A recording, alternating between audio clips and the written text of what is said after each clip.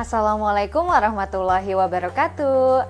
Halo anak-anakku, berjumpa kembali ya di kelas IPS bersama Bu Dewi di semester genap. Kali ini kita akan masuk ke bab 3 materi ekonomi mengenai materi konsep kelangkaan dan kebutuhan manusia. Dengan tujuan pembelajaran kita sebagai berikut.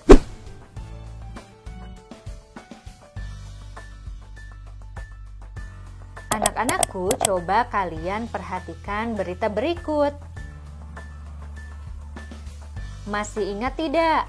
Awal mula COVID-19 masuk ke Indonesia, orang-orang mulai panik.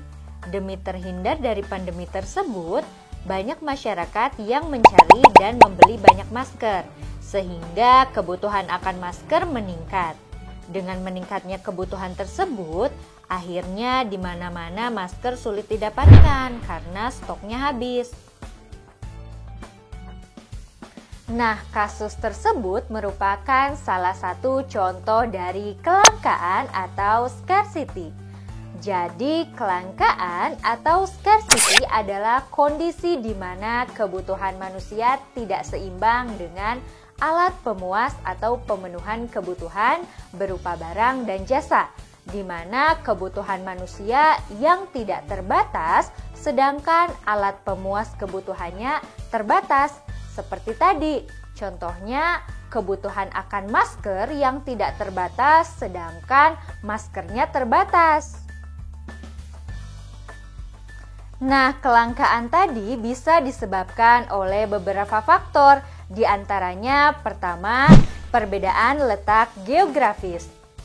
Kita pada semester 1 telah belajar bahwa setiap ruang atau wilayah memiliki karakteristik yang berbeda karena letak geografis yang berbeda.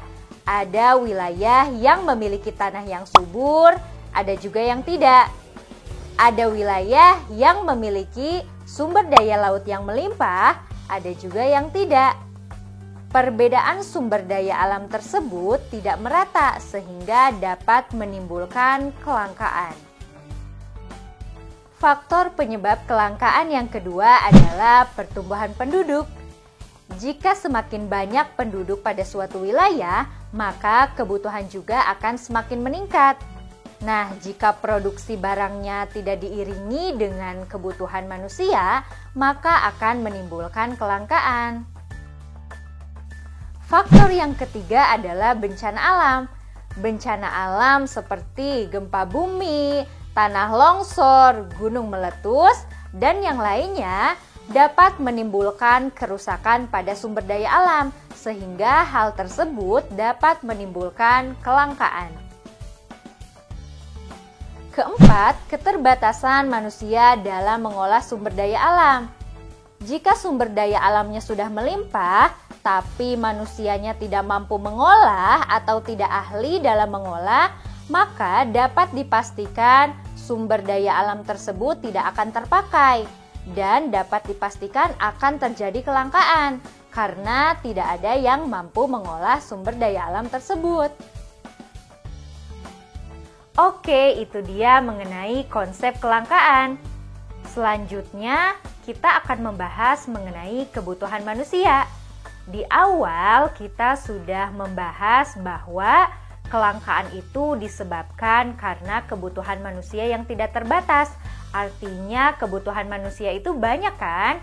Nah, kira-kira maksud dari kebutuhan manusia itu apa sih? Dan jenis-jenis kebutuhan manusia itu memang ada apa aja? Yuk kita simak bersama. Kebutuhan manusia adalah segala sesuatu yang dibutuhkan manusia untuk memperoleh kemakmuran atau mempertahankan kelangsungan hidupnya. Misalnya, setiap hari kita butuh makan kan? Kalau tidak makan, maka akan mengganggu kelangsungan hidup kita. Kita bisa lemas, tidak bertenaga, atau bahkan sakit. Kebutuhan manusia dibagi menjadi beberapa jenis.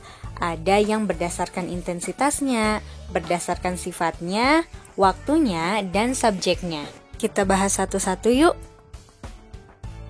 Jenis kebutuhan yang pertama adalah kebutuhan berdasarkan intensitasnya.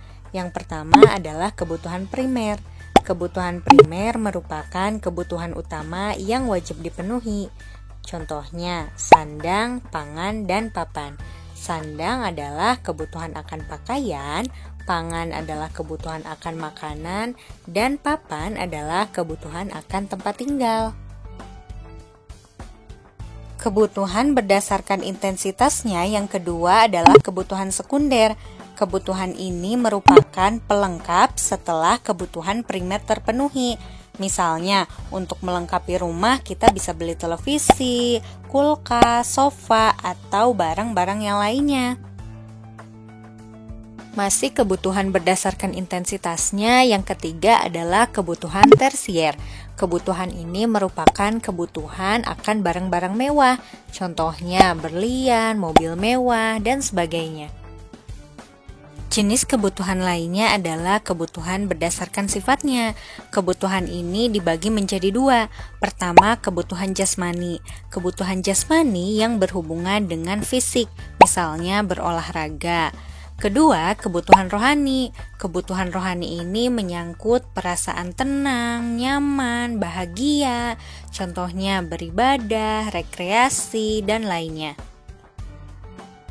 Jenis kebutuhan selanjutnya adalah kebutuhan berdasarkan waktunya.